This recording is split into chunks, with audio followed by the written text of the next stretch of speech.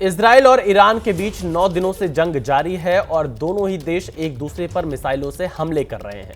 इन हमलों में बड़े बड़े शहर तबाह हो रहे हैं। इजराइल का मुख्य निशाना ईरान का न्यूक्लियर प्लांट है। उसे तबाह करने के लिए इजराइल ने अमेरिका से मदद मांगी है, लेकिन अमेरिका के सुर बदल चुके हैं।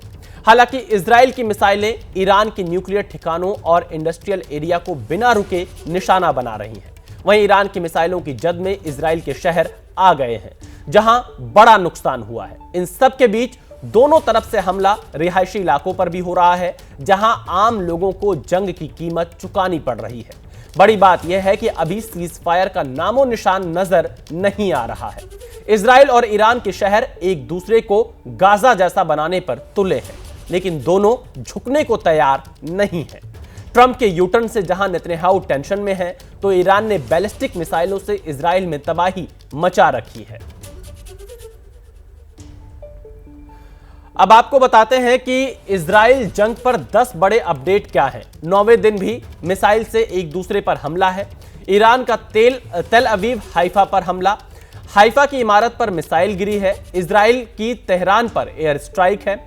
ईरान के एक और कमांडर की मौत हुई है और अपडेट यह भी है कि इजराइल ईरान जंग में अब तक 700 की मौत हुई है। ईरान ने संयुक्त राष्ट्र में इजराइल की शिकायत की। वहीं अमेरिका ने यह बयान दिया है कि अमेरिका से बातचीत की गुंजाइश नहीं है। ट्रंप ने बोला है कि इजराइल के पास अंडरग्राउंड हमले की क्षमता नहीं। चीन ने इजराइल से युद्ध विराम की अपील की है। तो ये बड़े अपडेट इस वक्त आपको हम बता रहे हैं। और एक बड़ी खबर यह आ रही है कि इजराइल पर ईरान का मिसाइल हमला। तेल अवीव में ईरान ने मिसाइल दागी है। मिसाइल हमले के बाद भीषण आग लगी है। ये इस वक्त की बड़ी खबर है जो तेल अवीव से आ रही है। तेल अवीव में ईरान ने मिसाइल दागी है। मिसाइल हमले के बाद तेल अवीव में भीषण आग लगी है। इजराइल पर ईरान का मिसाइल हमला है। इस वक्त एक बड़ी खबर आ रही है कि तेल अवीव में ईरान ने मिसाइल दागी है। मिसाइल हमले के बाद भीषण आग लगी है।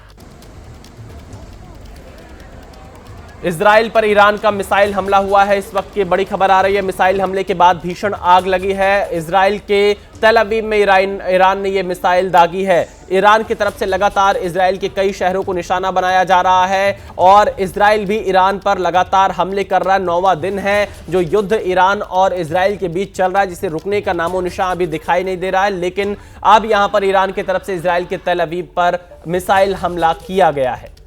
वहीं ईरान के परमाणु हथियार पर आईएईए ने पलटी मार ली है। आईएईए ने कहा था कि ईरान में परमाणु हथियार बनाने के सबूत नहीं मिले हैं। इसके बाद अब ईरान ने आईएईए के महानिदेशक राफेल ग्रोसी के खिलाफ संयुक्त राष्ट्र सुरक्षा परिषद में शिकायत दर्ज करवाई है और उन पर पक्षपातपूर्ण रवैये का आरोप लगाया है। आईएईए की शिकायत करते हुए ईरान ने इजराइल की आक्रामकता को बढ़ावा देने का भी आरोप लगाया है।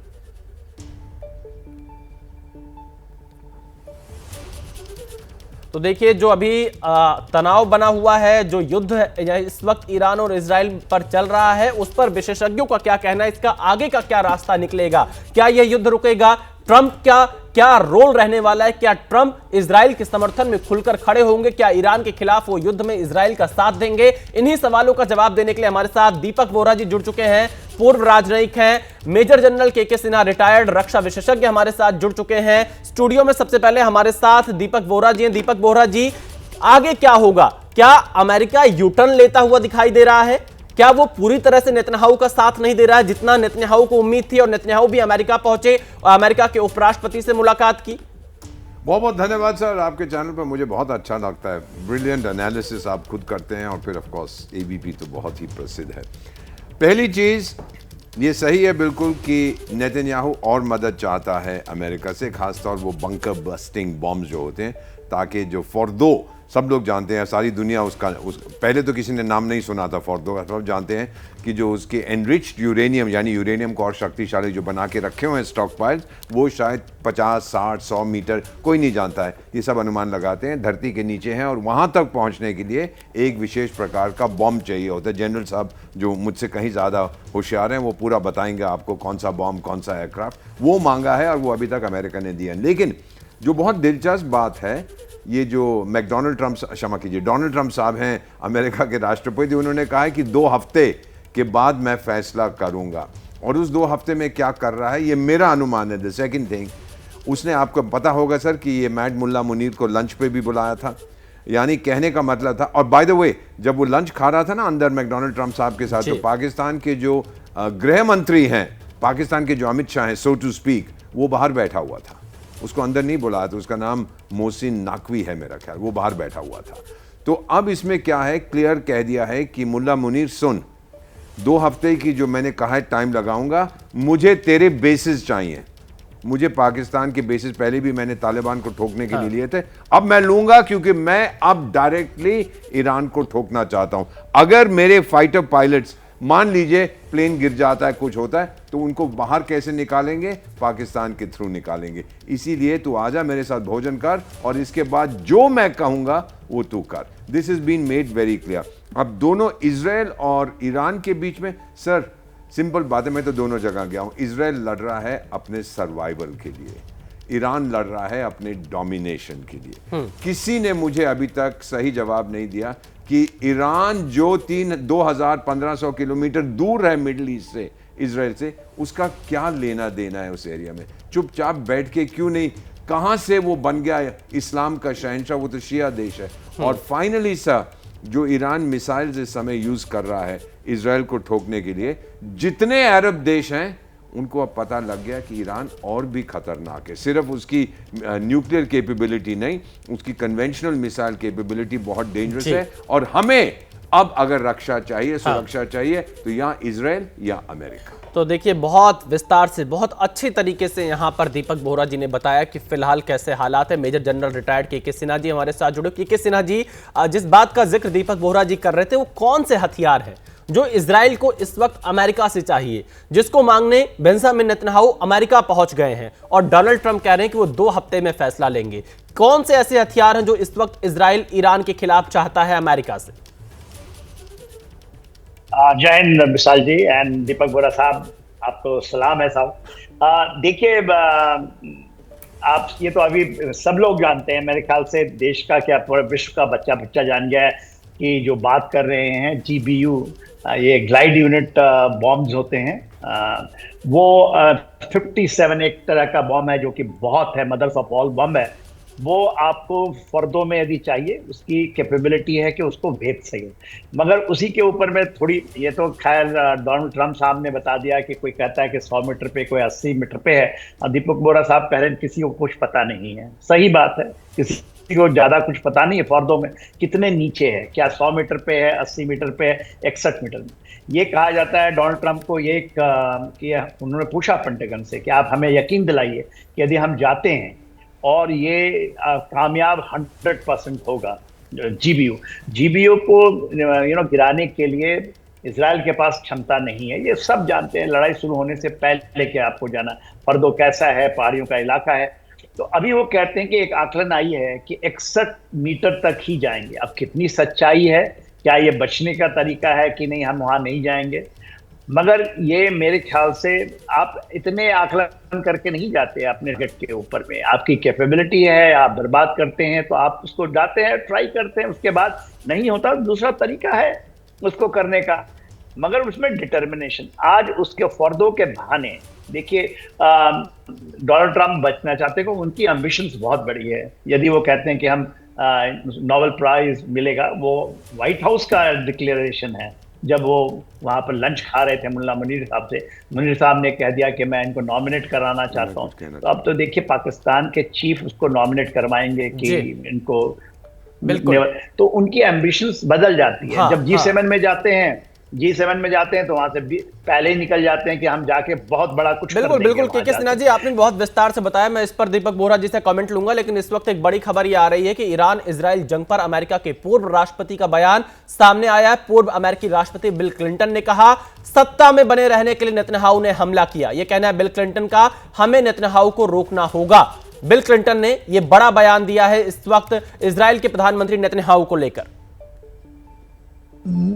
Mr. Netanyahu has long wanted to fight Iran because that way he can stay in office forever and ever. I mean, he's been there most of the last 20 years. But I think we should be trying to diffuse it. तो देखिए यहाँ पर जो America के पूर्व राष्ट्रपति हैं bill Clinton, उनकी तरफ से कहा गया कि नेतन्याहू सत्ता में बने रहने के लिए हमला कर रहे हैं, हमें नेतन्याहू को रोकना होगा। दीपक बोहरा जी, क्योंकि आप पूर्व राजनयिक हैं, जो अंतर्राष्ट्रीय राजनीति है उसको बहुत अच्छी तरह से समझते हैं, अमेरिका के रोल को अच्छी तरह से आप समझते हैं, खासतौर पर वेस्ट एशिया को लेकर। अब जो बिल क्लिंटन का बयान सामने आया है, बिल क्लिंटन ऐसा क्यों कह रहे हैं कि नेतन्याहू सत्ता में बने रहने के लिए ईरान पर हमला कर रहे हैं? क्या ये सच है या फिर ये एक दावा है? बिल्लू भाई क्लिंटन जो हैं अब बुजुर्ग हो गए हैं और कभी कभी ऐसी चीज़ें कह देते हैं ताकि मीडिया, आप जैसे चैनल जो विश्व में बहुत प्रसिद्ध हैं, आप उनको थोड़ी सी कवरेज दे दें, बाकी अमेरिका में भी मिल जाएगी। लेकिन ट्रंप उनकी बात कहाँ सुनेगा, ये तो डेमोक्रेट रिपब्लिकन की बात हो जाती है। और बीच में भी जब इलेक्शन हो रही थी, बिल्लू भाई ने एक दो बिल्लू भाई क्लिंटन में प्यार से कहता, मैं जानता हूँ उनको, by the way we know each other well.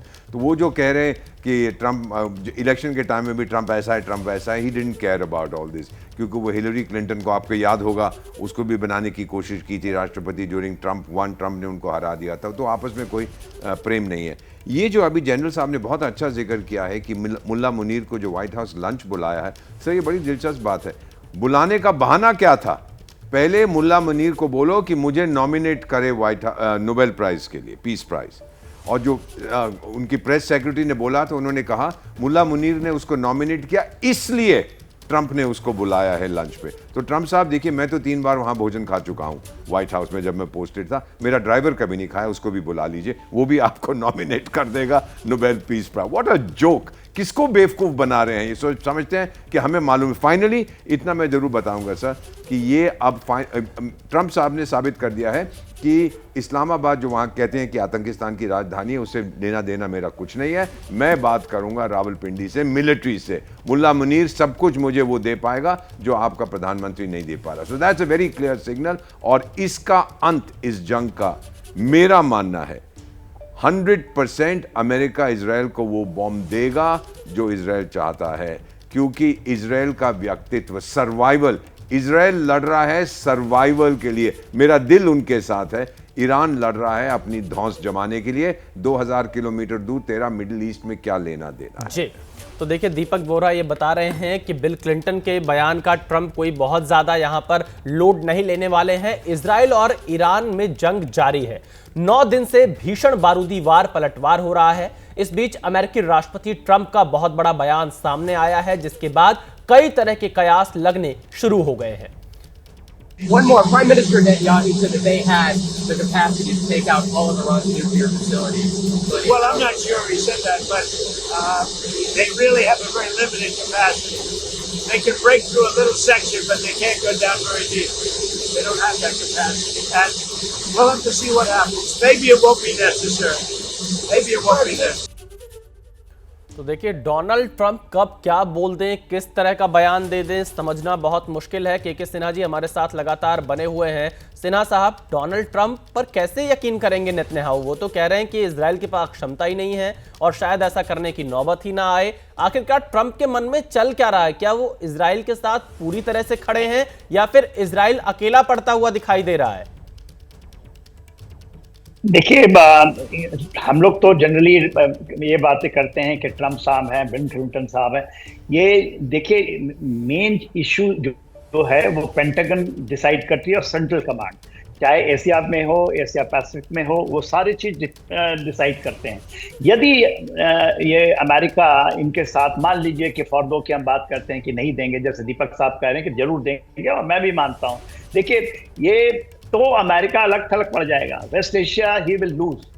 जो ट्रंप साहब करते हैं कि हम केवल जा करके हम डील कर लेंगे, डील उन्होंने किया है, बहुत अच्छा किया है दूसरे देशों से, अरब के जितने देशों से, मगर उसके में सरवाइव नहीं करेगा बिना इजराइल के। Israel is the only stay of America in the complete West Asia, ये आप लेके चलिए।